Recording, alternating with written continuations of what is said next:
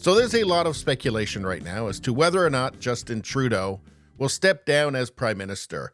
And there's been a lot of speculation for a while now, but things just keep getting worse and worse.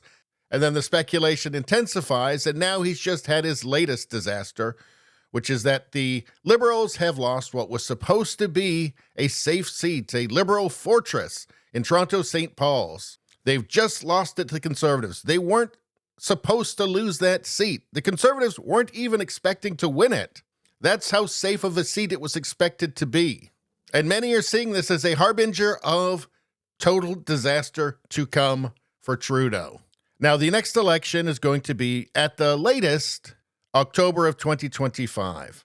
And let's take a look at these numbers. And these numbers have been this way for a while now. So we've got popular vote projection, 42% for the Conservatives, 24% for the Liberals.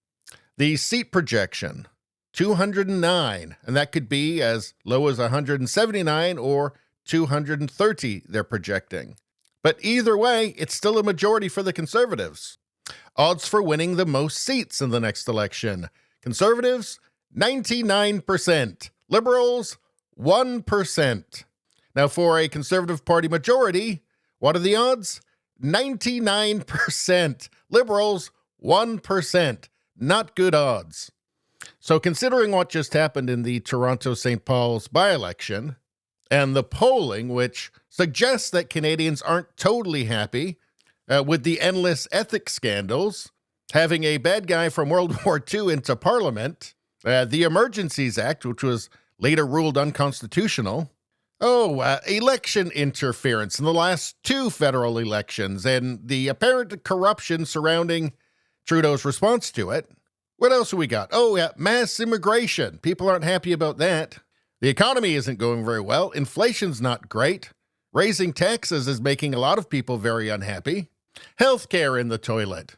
So in all of this, it doesn't paint a very rosy picture, a very hopeful picture for Justin Trudeau. Now, what's going on here? The Liberals are on shaky ground after a Toronto stronghold was breached by a Conservative win. Behind the scenes, at least 4 Liberal MPs have told CTV News Justin Trudeau should step down. But the public message is different. I think he's the best place to beat Pierre Poilievre, who, as I've said publicly, is a fake. A fake. A fake. Poilievre's the fake. You know, I just can't help but think that perhaps these are not the best kind of accusations to come from Justin Trudeau's party. Here's Trudeau's Deputy Prime Minister and Finance Oompa Loompa, Chrystia Freeland. Our government is focused on working hard for Canada and Canadians and on delivering results for Canada and Canadians. That is what the Prime Minister is focused on. That is what we are all focused on. The Prime Minister is committed to leading us into the next election, and he has our support. But doesn't it ring a little bit hollow coming from somebody who actually has no support from Canadians herself? In fact, is seen as part of the problem. So anonymous MPs behind the scenes are saying, yeah, this guy's got to go. Members of his cabinet are saying the opposite and pretending that he has any kind of a chance to do anything in the next election. But Canadians have clearly made up their mind. They want him gone. And it doesn't matter if that doesn't conform to the wishful thinking of Trudeau and his cabinet.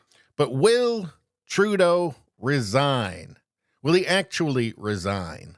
I think he's going to cling to power until the very last moment, and I think that the next election with Trudeau at the helm of the Liberal Party will be a complete disaster for the Liberals and will burn the party to the ground, which I think it might force them to reform and become something at least marginally reasonable.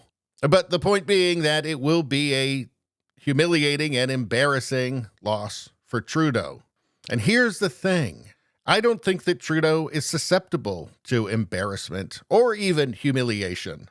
I think that he imagines that he will figure out some way to continue ruining Canada as he has been. And I suspect that he feels that fate is responsible for his terrible reign.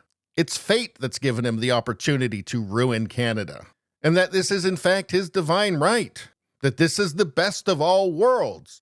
because the gods have decreed it. And he imagines that somehow Providence will sustain him until that point where he's able to fully transform Canada into a far-left dystopian authoritarian wasteland, the ashes of which he will then continue to rule over. I don't think he sees himself as a normal person, a normal mortal human being. This is the man, after all, who declared that Canada has no core identity. I mean, can you imagine the narcissism involved for a man to make this kind of decree regarding an entire nation, an entire people?